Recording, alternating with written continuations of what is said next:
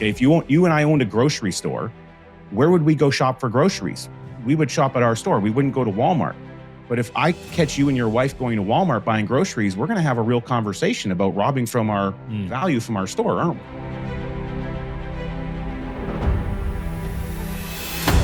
we? The impact of stealing one can of peas, you have to sell 20 new peas to make up for the one that you stole, because there's recovering the cost of the can plus the profit on losing that can that you could have sold. So don't steal the peas. These fundamental principles people haven't really been taught very well.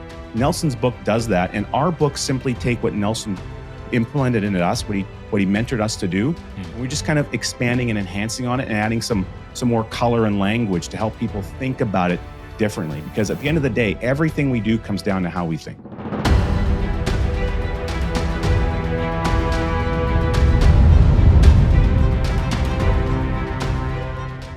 Hey everyone, it's Tamara Thompson with Broadcast Your Authority, and I'm super excited for our next guest, Richard Canfield. In 2009, Richard's life changed completely when he read the book Becoming Your Own Banker: Unlock the Infinite Banking Concept by R. Nelson Nash. He knew this was what he had been looking for his whole life, basically.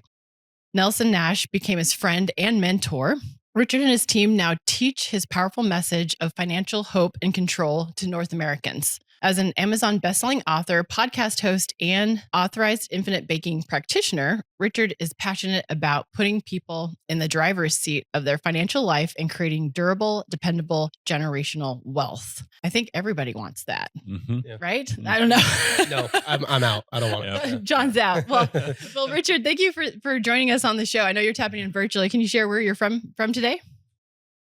I'm dialing in from Chilliwack, British Columbia, which is about an hour away from Vancouver, where most people have probably heard or maybe even visited Vancouver once or twice. So like 2 hours from Seattle? Yeah, about 2.5, roughly speaking, depending on how the traffic goes. Very true. Say, if I would have still lived in Seattle, I would have just jumped up there to visit you more often. But born and raised, but you got to Americanize the geography for us. We're like Vancouver.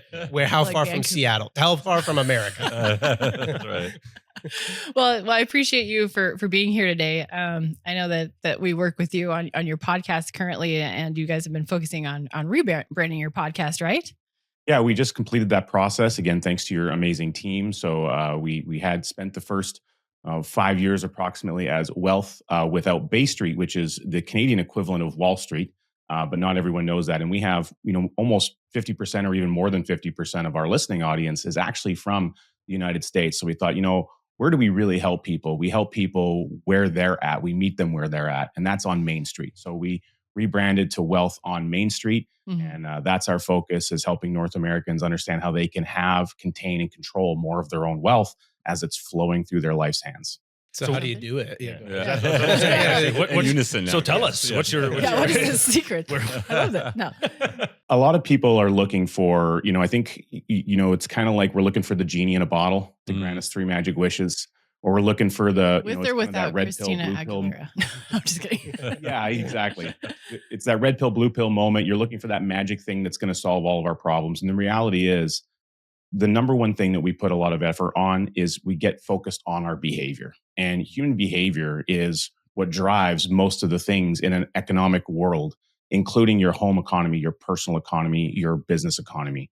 So if we can get focused on key habits and our behaviors and our thinking, and we get that in the right space, and we make some subtle changes to the way that we're doing things every single day, we're not changing your objectives or changing a whole lot about what you want to accomplish. We're simply changing the methodology by which you accomplish those things. If we can make these subtle changes, it's like a ripple effect over time. Throw a rock in a pond, but we're doing that in your financial life. And we can see the impact of those ripples now expand past your life into the generations that follow you. And the thinking that's required to do that is not difficult. And in fact, it's very inspiring, I think, once most people get their heads wrapped around it. And so we spend a lot of our time on the mindset.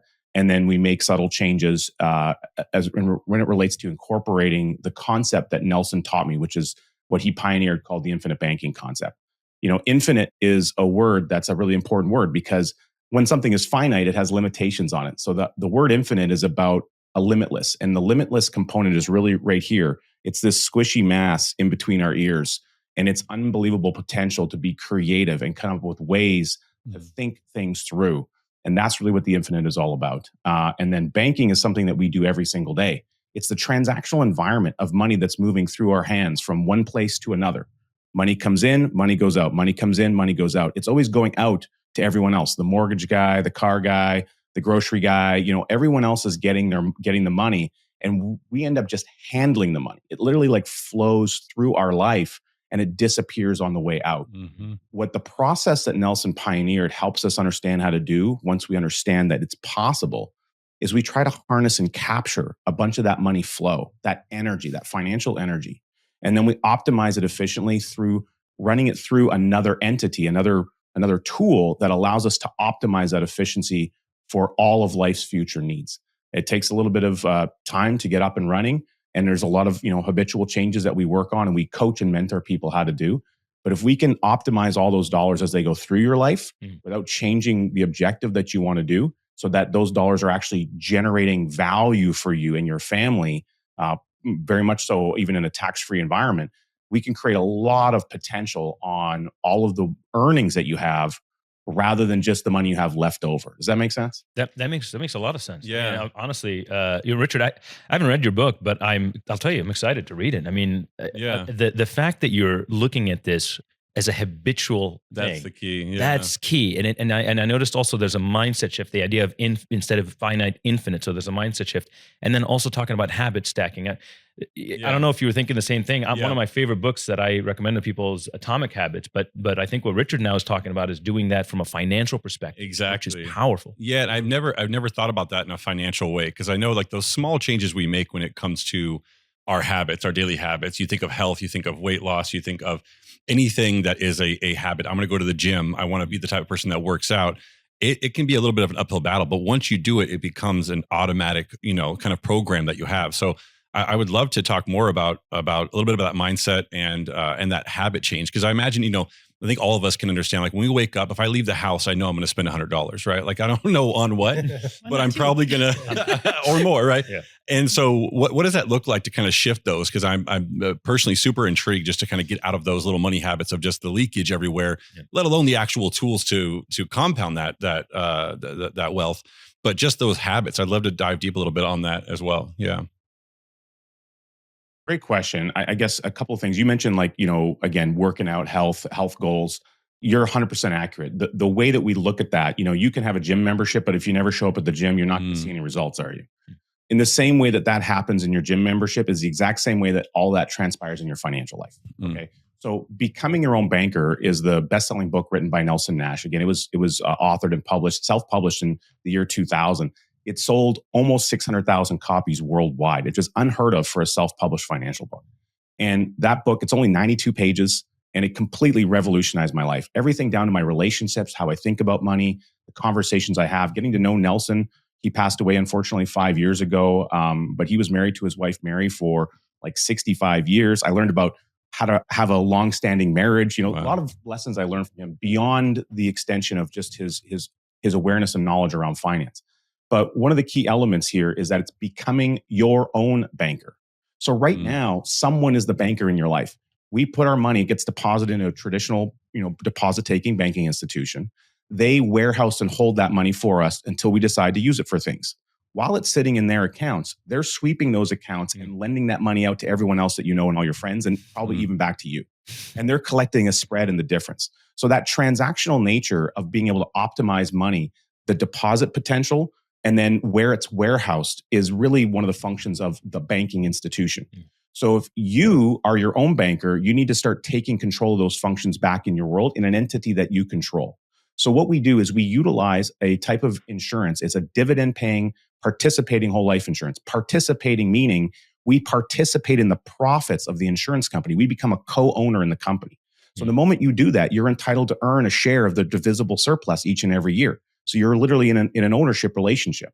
And we change making our deposits in a traditional brick and mortar bank. And slowly, over time, incrementally, we transition that into happening inside of a contract by way of what's called a premium. But as that builds up, very quickly, you can build what's called an equity, an asset value, just like equity in your house.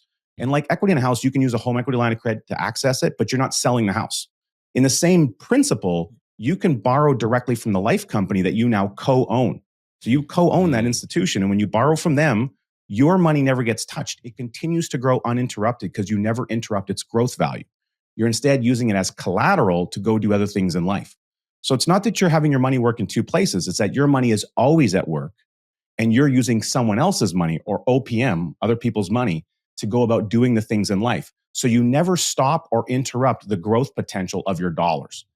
You can't implement all of your financial energy into that overnight. A lot of people think they can get that done. It's meant to be a process that takes a bit of time. It happens over a period of years. But once you get going and you get some practice, just like riding a bicycle, you get some practice, you fall off, you scrape your knee, you get back up, pretty soon you're riding like a champ. The same way that you do that, you begin to implement these habits over time. And the result of that behavior, at least it's been the case for my own clients, the people that we love to serve, and the many authorized infinite banking practitioners that I'm also blessed to help mentor many of as a member of the Nelson Nash Institute. But these individuals and their clients, they're starting to see success. And what happens is they're picking up the phone and they're calling their advisors who become a coach, a friend, and say, look, I need to get some more of that stuff because I've got a pay raise. I had a tax refund. I sold a rental property. I have an influx of capital. I have a windfall event. I need to store this in my warehouse. Can you help me increase the size of my warehouse? So we're changing the dynamic between how money flows in your life, where you're warehousing it. And by changing the warehousing location, it adds efficiency. So this isn't about an insurance contract. This is about behaviors. And we're simply using the insurance contract as a vehicle, a tool to allow us to accomplish life's objectives. The result is, we have a lot more insurance, which is good, where our family's more protected. It's built around a tax-free environment. And there's ways, especially both in US and in Canada, when we're doing this properly, where you can access money, even a future retirement income. Granted, I don't like the word retirement. I think it's a bad word. A passive income is more what I would want to say. To me, the word retire means to go to sleep. It means to be put out of service. So when we talk about retirement, we're talking about the big sleep. We're talking about being put out of service. And it sends a mental signal into our brain. So I really think that the general public needs to remove that type of vocabulary, which the world has trained us to use. Yeah. And we need to start using better words because words have power and words have meaning. When we use words appropriately, there's the meaning that they're given in a dictionary, and then there's the meaning that they have for you personally, how you think about them and how you feel about them. If you can incorporate the right language in your brain, you're automatically training your brain to think better and more positive about money and your relationship with money. Love that. We were just talking about that. I mean, what you say, what you do really, truly manifests. And I've never heard anybody say that, Richard, but I love that you mentioned that retirement is a bad word because it's really at the end of the day, what is it about? It's about just achieving the kind of financial freedom that allows you to wake up and do whatever the heck you want to do. That's really what is retirement, but we shouldn't call it that. We should call it just, vacation income. Yeah, exactly. Because I'm ready to vacation. I don't know about you guys, but I'm at whatever age, I want to be doing stuff. I don't want to call myself I'm retired. I want to be doing stuff but without having to worry about the finance. I think you can optimize for happiness over the course of your life, right? Absolutely. I'm curious. So, I have kids, and that has really caused me to think a lot about the money mindsets I inherited kind of from my parents. And I think that's where like a lot of us get our initial mindset, and some of that good, some of it bad around money. But I heard a lot growing up, like, oh, we can't afford that. We've got it. Like my parents will save money, save money, save money. Kind of typical. And then I've been kind of thinking a lot lately about how what do I actually want to teach my kids about money? I'm curious for you, Richard, like what were some of the money mindset, money habits that you learned as a kid? Like, were there things you needed to unlearn? Were there things that you felt like really gave you a leg up that your parents taught you? And what are your thoughts around like healthy money mindset with kids? I think there's a balance between kind of having this abundance mindset and telling kids like, well, no, you can't just spend money on whatever, right? So I'm curious what your thoughts are on that. Super impactful question. I could literally spend an hour on this, so I'm going to try and bring it to a shortcut if I can. First thing I'm going to say is this. We have a community that we're just launching right now where you have free courses to help people teach exactly that and get into a community with other people. It's wealthonmainstreetcommunity.com, wealthonmainstreetcommunity.com. It's free. There's a course in there. The course is about the family economy system. The family economy system is built by Scott Donnell, who wrote a book called The Value Creation Kid. It's all about teaching kids and families and parents how to help having conversations with their kids about creating value in the world, being a value creator. Money and the essence of money showing up in our life is a direct result of creating value, whether it's trading time for money or trading ideas for money, whatever that is. Nothing happens. Money isn't created unless a value proposition is built. So if we teach people how to create value and recognize the importance of value, we automatically start changing their money habits and their thought process around money. Does that make sense? Yeah. So this community is a great opportunity to do that. There's some options for some additional courses available if people want, but the essence of that is so powerful. So we incorporate a lot of these in our discussions and our coaching with our clients that we serve. And that's one of the reasons why we wrote our newest book, Don't Spread the Wealth. Don't Spread the Wealth, and you can access it at don'tspreadwealth.com. Don't Spread the Wealth book is all about family banking meetings and incorporating powerful, constructive family conversations around money. So we're changing the dynamic of the negativity that money brings in the household, the stress that money conversations bring in the household, and focus and intentionally starting to make those powerful and enlightening and enjoyable discussions. You have to set up the right atmosphere to do that. So my family, we host an annual family banking meeting. In fact, we're probably going to move that up to twice a year. We're going to be going to Mexico in November for a trip with our organization, but we'll also have some special one-on-one time. Little family offsite. I like it. I like that. Yeah. And so we're incorporating all the memories and the positive memories of the pool and the fun and the beach and all those things with, hey, how are we able to get that accomplished? We had to access money from the family banking system. Now that we've accessed money from the family banking system, we have to make sure that we put the money back in. So I'll ask my kids, and I taught them at a very early age. When my daughter was 2, there was a book about this little girl named Fancy Nancy. Fancy Nancy needed to buy some fancy red shoes, and she needed to make some money. And I used this book to start incorporating questions and learning lessons for my daughter. And then I was able to pivot and transition into my son as well. So one of the things that we said, okay, well, the girl saves her money in her piggy bank. I said, well, we save our money in the family banking system. Do you know what happens? And my daughter's name is Nora. Nora, do you know what happens when we access money from the family banking system? She says, I don't know, Dad. Well, we have to put the money back in, because if we don't put it back in, there's no more money left for us to go do more things. So anytime we access money from the family system, we have to make sure we put it back in, and we should be putting back more than what we took out.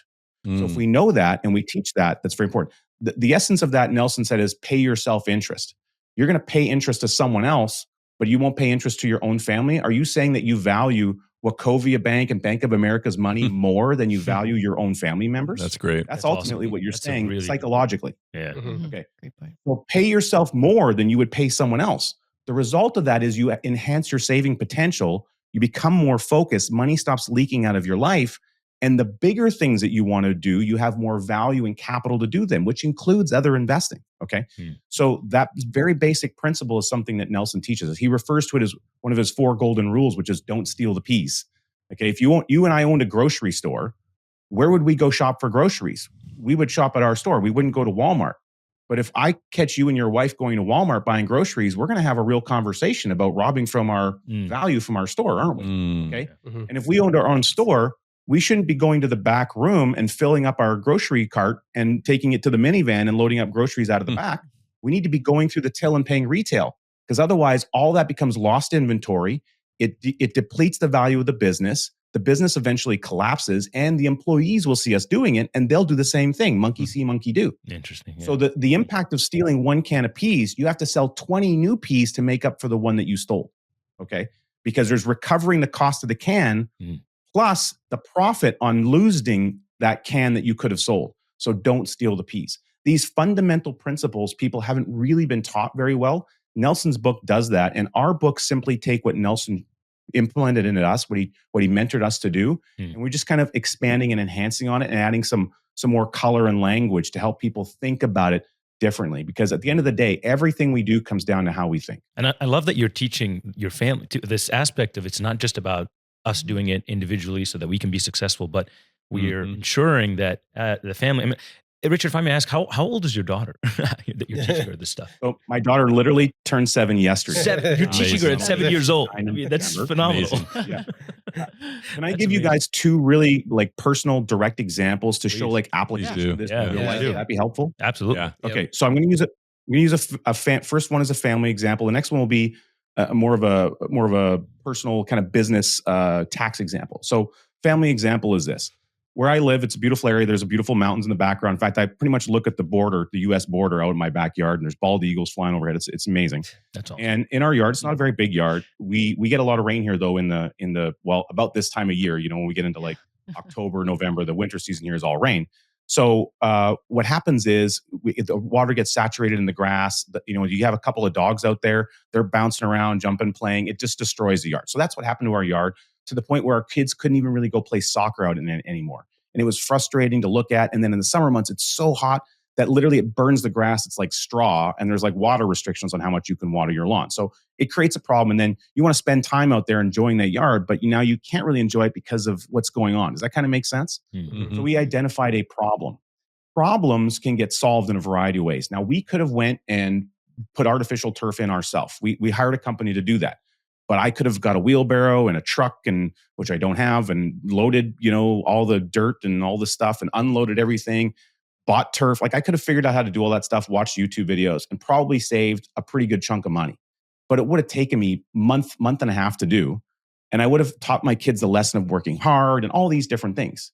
Instead, what I did is I said, we're going to hire someone to do that. It was about $12,000, roughly speaking. And while they were working, there was 5 guys working really, really hard for 4 days or whatever, doing this project. I mean, hard, heavy lifting, because they had to wheelbarrow everything out. You couldn't bring a truck directly in. And the result of this, I got to have the kids sitting there watching and said, look at how hard they're working. Look at how much they're sweating in the hot sun. Look at the value they're providing for us. I got them to tell me all the reasons that they didn't like the yard before. And then I got them to celebrate all the things we'd be able to do once the yard was fixed, in their words, not my words. Okay. So they could recognize the value of what we were doing. And then I said, we're going to pay these guys to do all this work. And we could have done it ourselves. I walked them through, well, how many hours would dad have lost at work meeting clients? How much money would we have lost doing that? How much, time would it have taken? What would happen to my back? How much fun would you guys have shoveling heavy rocks? I got them to talk through all of those pieces. And I used a $12,000 expense that made our family life and quality of life way better, an investment in our future of enjoyment, okay? And I was able to translate into a lifelong lesson. And then I got to take, okay, well, we're accessing money. Where are we getting it from? The family bank, the kids say. Boom, high five, big hugs. Celebrate, they're getting it. Awesome. Now that we've taken money from the family bank, what do we have to make sure we do? My daughter pipes up, we have to put it back in. That's awesome. Boom, high five. Why do we have to put it back in, Nora? So we can use it again later, Dad. That's right. If we put it back in, we can use it again later. That might translate to our next family vacation, et cetera, et cetera. So they don't understand that I'm actually setting up a monthly repayment plan to start replenishing the pool of capital so that I can access that money again later. Meanwhile, while that's taking place inside of my insurance contract, my values, it's called cash value, is growing every single day that I take air into my lungs. And meanwhile, it's all wrapped around a tax-free protection. So if Richard kicks the bucket, a boatload of tax-free money shows up to solve a whole lot of problems for the family. So everyone in my family is insured, and in fact, multiple policies. We have 13 insurance contracts, which is all part of our family system. We'll have more in the future. I have 2 on each of my kids. There's about 4 or 5 on me, and the rest are on my wife. And I also have one on a business partner. So everyone that we have a financial risk in is insured. But meanwhile, I'm not getting it just for the insurance. I'm getting it to warehouse my money so I can access it for all the things I need. Okay. Does that make sense how I walk you through all that? Yeah, that was great. Yeah, I feel like I need you to tell a story about how you're a bad dad because you're just way better. Your family's like, out of the family bank. I'm like, my kids are, I'm like, go to bed. Brush your teeth. I'm sorry, I interrupted you. Yeah. Do you talk about family in your book, Don't Spread the Wealth? And like the idea of the family banking system? We talk about how to start having those family banking meetings and the importance of it. Nice. There's an expression, rags to rags in 3 generations. So all the wealth that the first generation builds up, sometimes the second can maintain or continue to grow it a little bit. But by the time we get to the 3rd generation, we create an entitlement mentality and it all dissipates and disappears. It's a story as old as time. Like people who win the lottery, they're often worse off a couple of years later than they were before they won the lottery. Their relationships are ruined. The money, money doesn't change people. It exemplifies who you already are. Okay. So if you get focused on who you are, and your relationship to money before you end up with money, you're going to be a better position. Does that make sense? Mm-hmm. So we do talk about that. In fact, for anyone that gets a book, there's several bonuses we have. There's about 4 hours, 5 hours of content that you can access where we have training talking about money, family meetings. We even have teenagers discussing their interaction with the family banking meeting. And we have a family banking guide that you can download that's about 15 pages that walks you through a sample agenda, how to frame up the meeting, where suggestions on where to host it, examples on how to incorporate language and like teaching moments in the meetings. All of that's available when someone has a copy of the book. They can get access to all those resources. Richard, you sold me. Where can I buy this book? I'm going to buy it today. Where can I go? Throw up a lob for you. Very simple. Don'tspreadwealth.com. Don'tspreadwealth.com. It'll take you right to the site where you can purchase it. And boom, it can be in your day at your house probably within 48 hours, give or take.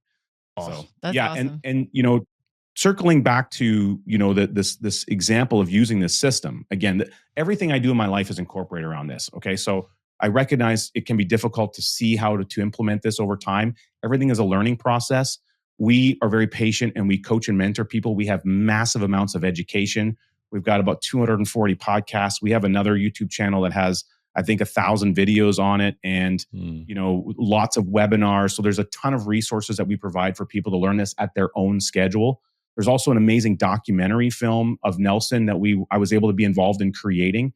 It's called This is Nelson Nash. It's available. You can go to nelsonnashfilm.com and watch it. It's only 1 hour. It's very inspirational. And in fact, Nelson's signing a book, one of his books to my daughter before she was basically right after she was born.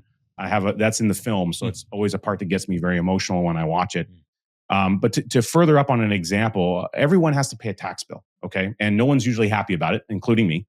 You guys have the IRS. We've got the CRA in Canada. They're the same entities in that they both want your money and they think they can do better with it than you can, which I personally disagree with. But nevertheless, I'm ready. Government spending is incredibly efficient. They're known for that. Totally. Yeah, it's the main thing you know. The difference is, my view of fair share and their view of fair share is probably a little bit different. I agree to that.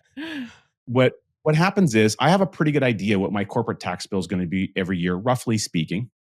And so I created an insurance contract, a policy in the way that we structure them. They're very flexible the way that we put them together. And I decided how much I wanted to put into it. Okay. I was ready to grow my system anyway. And I had some term insurance on my wife on another policy, what's called a term rider.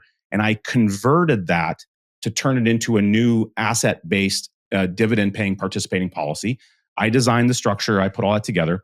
And the amount that I wanted to contribute into this policy, just to keep the math very simple, it was about $35,000. It was a little bit more than that, but let's just say it was $35,000. Okay. The minimum that's required is around, it's less than 10. It's like around 9, but I'll just use 10 to keep the math simple. Okay. So 10,000 is the minimum. The remaining amount is flexible. I don't have to put it in, but I get to voluntarily choose to put it in. When I put that excess in, it becomes a turbo booster for what that policy will do for me and my family for the rest of the time. Okay. Now, what happens is I was going to pay $35,000, $36,000 in my tax bill anyway. I just took the tax dollar and rather than paying them quarterly payments that they want and to receive, I'm not suggesting everyone do this, by the way. I'm just saying this is what I did. I simply put that money into the contract and I had other revenue, other money available in my bank account. I was able to access in that first year to pay my annual tax bill. I think it was around $24,000, roughly speaking, give or take. So there was still I didn't have full liquidity, but I had a pretty good chunk of money I could access. All of my 35 is working in the policy. My family's better protected. It's already growing. And now I've created perpetual motion on that money for the rest of my wife's life and the impact it's going to have for our children and our grandchildren, which don't yet live. Okay, they don't exist yet. But I'm already thinking about that. I'm thinking 2 generations down the road. Now, I was able to access 24 grand and pay the tax bill. And I had other money in my bank account to fill the gap. Does that make sense? Yeah. Okay. Yeah. Now, the following year, as revenue comes in, I replace the value I took. I replenish the loan. Then I build up more value and I pay next year's premium because I'm generating revenue in the business. I don't need to use all that money every day. It's like you have money that stockpiles. You have business expenses that come up at random times. So I'm able to maneuver the money throughout the course of the year to optimize for my value. Rather than sending all the money to the government and letting them do a crappy job with it, I'm blessing my family first before I bless the tax man's coffers. So I get to use the money before I give it to them. Does that make sense? It makes There's too a much lot sense. of areas in our life where we can do that and we can optimize for those types of values, but we can't do that until people have a baseline understanding of A, that it's possible, and B, they can start to see the ability to do it for themselves. Then they need to work with a coach, an authorized infinite banking practitioner that's trained and taught how to have these deep level conversations about cash flow as it's running through your life. And we often think about things in a month to month, day to day, bi-weekly environment. We help people see things in like decade level environments and generational level environments. And then we take those things and we relate them back to where we're at today. That's not an easy skill to learn, but that's what authorized infinite banking practitioners are trained to begin to learn how to do. Obviously, everyone has their own, unique skill sets, but that's where our team puts a lot of their focus on at Wealth on Main Street. That's what we focus on, helping people understand how to do. Is that what the Colby certified means? Is that the certification that your team has? Very interesting. So actually, completely independent of that. Completely different. I was just curious. I have a It note is very here different, yeah. because you said that you were I'm Colby a certified. Colby certified consultant. So the Colby A index is something that measures and identifies your natural instinctual way of getting things done. Interesting. And 11 years ago, it changed my life also. Okay. So I have a better understanding of how I operate on a daily basis and how I'm the most effective and the most efficient because of my natural instincts, not based on my personality, not based on learned skills, based on natural instinct. And when you understand that, and you understand that around the people around you, so I do this sometimes with my clients and other members of my team, you're able to have more constructive conversations, but also optimize for the areas where maybe I shouldn't be doing a lot of things, like, as an example, forms and paperwork. And I need a who that can do those things for me, that's designed and loves doing those things because they're naturally good at and putting things in systems. You want a bunch of crazy ideas, a bunch of great strategy. You want to have the craziest, most amazing, funnest brainstorm you've ever been a part of. Bring me into that meeting. Okay. You want a bunch of forms built and constructed and everything to be in a linear path. That's one. Hire someone else. An assistant. I'm not your guy. I'm not your guy. I love that. ChatGPT. I love it. I used to do that actually with teams with Gallup Strength Finder. The idea of like play to your strength. I love taking personality tests. And human design as well. You can mix a lot of those things together and kind of create that effective, efficient but I'm team. I love that. Check out this Colby. I'm definitely going to. That sounds very cool. Yeah. Well, and you They also intersect very well with human design and Strength Finder. Amazing. And as long, all of these things help you have a better understanding of who you are. Yeah. And if you understand who you are and how you go about doing things, like literally the how you do things on a daily basis, if you can take that and then you can also apply that to how you make decisions on your financial life, like what are you doing in your financial life? That creates a lot of powerful potential. Yeah. Oh, that's brilliant.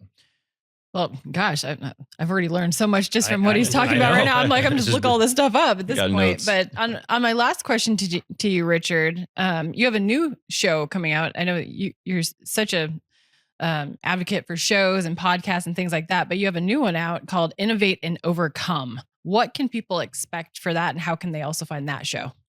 Yeah, so it airs on the Now Media television network. So it's that's based out of Houston. It goes out to a lot of on cable television to a lot of different locations. It also gets posted on my YouTube channel and as a podcast so people can listen in if they want.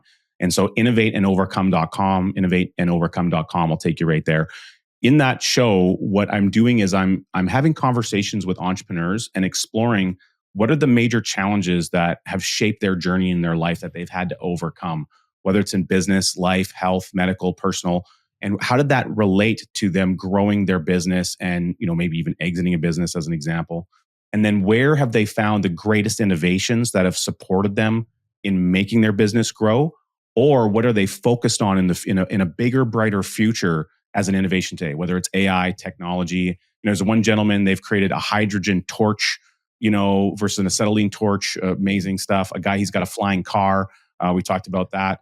We have people, one gentleman, he sold two recycling garbage businesses, but the first one he started after the 10th year, his business partner who actually helped him get the business started and actually told him he was willing to invest in him as a human being to even get a business going. His business partner died in an industrial accident and almost devastated, obviously, their family, but almost destroyed the business. These are the kind of conversations that we're having so that people can be inspired to say, look, this happened to so-and-so, it happened to this person, it happened to this person. They were able to get through this and overcome all that. I can do it too. It's a show designed to inspire you on the life's journey of when you get, smoke your head against a brick wall. It's okay that your face is going to heal. Tomorrow, the sun's going to come up. You can go back to work and you can figure this out. You can get through this. Other people have done it and so can you, and you can be inspired by their stories and their journeys and finding a way to develop a bigger, brighter future. The thing that your future isn't written yet. You have the ability to write your future story, but you have to take an active role at that. And as Dan Sullivan of Strategic Coach says, you get to choose what you want to bring from your past into your bigger future. I love Dan. He's got Strategic Coach is amazing. Dan's awesome. Let us know if you're looking for introductions to other guests. We have a great network and a vast variety of people that have very empowering, overcoming stories. So let me know if you'd ever like some introductions. Where can people find you on social media? Obviously, they have the book, don'tspreadthewealth.com. Innovate and Overcome.com is the new show. What else can they connect with you? LinkedIn, where's your hotspot? I'm pretty easy to find most places, and it's don'tspreadwealth.com, don'tspreadwealth.com. I would really recommend people join the new community, especially if you're in family and you want to start implementing this home economy system. wealthonmainstreetcommunity.com, wealthonmainstreetcommunity.com. I think that's a great place to interact. I'm going to be spending a lot of time there doing a lot of the facilitating and coaching for some of the live sessions that we're going to do. And obviously, if people like YouTube, I'm a YouTube guy. You can go to richardonyoutube.com and it'll literally bring up probably 400 videos of Richard right there that you can scroll through. So that's an easy way to find me. I've been featured on a few different podcasts and things. We have a couple of other books. If people want a free book, for your listening audience, our second book is called Cash Follows the Leader, Uninterrupted Daily Growth with High Cash Value Life Insurance. We have some images and some pictures in here and a case study of one of my clients of them taking a passive income and then leaving a death benefit tax-free behind, and then their children also taking a passive income. So it's like a 102-year case study. And they can go to cashfollows.com, and they can get a free copy of this book, a PDF download right there if they like. I love it. Thank you so much, Richard, for joining us today. We truly appreciate you for tapping in virtually. Thank you so much for having me, guys. I appreciate you as well. And you do an amazing show, amazing program, and keep up the great work. Well, thank you. We appreciate that. And those of you that resonated with this message today, be sure to subscribe, ring the bell, follow us on YouTube, listen to us on Apple Podcasts or Spotify, and be sure to leave a review or comment. We'd love to hear your feedback, and we'll see you in the next episode.